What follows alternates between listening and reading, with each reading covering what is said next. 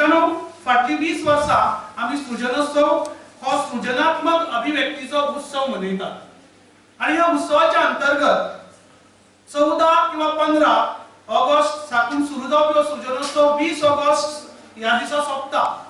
हाचे कारण म्हळ्यार 20 ऑगस्ट 1992 म्हळ्यार 20 ऑगस्ट 1992 ह्या दिसा कोंकणी भास भारतीय संविधानाच्या 8व्या परिशिष्टान इन्क्लूड जाली। हाचो अर्थ कितें? Konkani language was included in the 8th schedule of Indian Constitution. It means we got a national recognition that we are separate people. आमची लँग्वेज वेगळी आसा, स्वतंत्र आसा, आमची लिंग्विस्टिक आयडेंटिटी वेगळी आसा, हे कॉन्स्टिट्यूशनान मानून घेतिल्ले आणि ताका लागून हो दीस आमी मुजरत धरून ताच्या अवतीभोवती कार्यावळी आयोजित करून भुरग्यां मेरेन ह्या दिसाचे महत्व पावचे।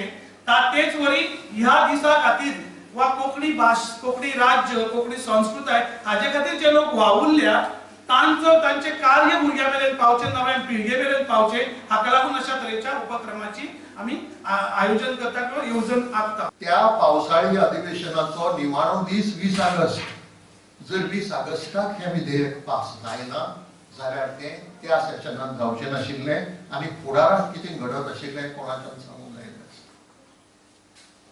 खऱ्या अर्थान तो आमकां निमणो चान्स, निमणी संद आशिल्ली आणि म्हणून सभापती शिवराज पाटील तांणी उलोवंक दिलो ना, गोंयचे खासदाराक कोंकणी मनशाकय उलोवंक दिलो ना।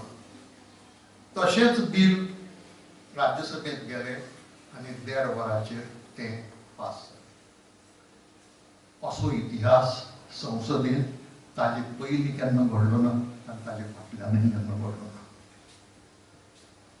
म्हणून बाबा सांगले त्या प्रमाणे ओपिनियन पोल जसो पयलीं केन्ना घडलो ना आनी मागीरय घडलो ना, तशें हेवूय बी एक कोंकणीचें वैशिश्ट्य आसा, जातूंत विधेयक एकाच दिसा मांडलं त्याच दिसा लोकसभेन पास केला आणि राज्यसभेनय पास केला।